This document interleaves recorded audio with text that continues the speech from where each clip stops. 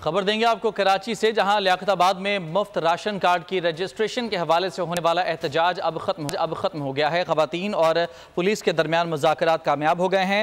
इन मुज़ाकरात के बाद खवातीन पुरअमन तौर पर मुंतशिर हो गई हैं और सड़क को ट्रैफिक के लिए खोल दिया गया है। खुरम गुलजार से मज़ीद तफसीलात जान लेते हैं। खुरम बताएगा अब क्या सूरत हाल है एहतजाज खत्म होने के बाद?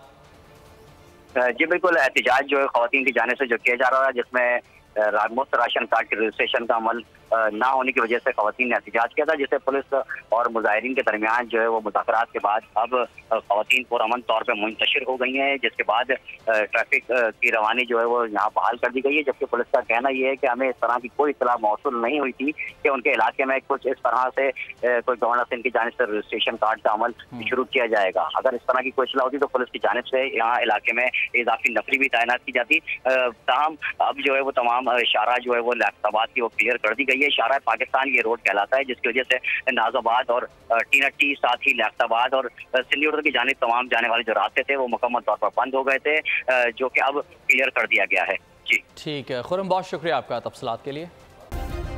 सब्सक्राइब करें और बेल दबाएं ताकि कोई खबर रह न जाए।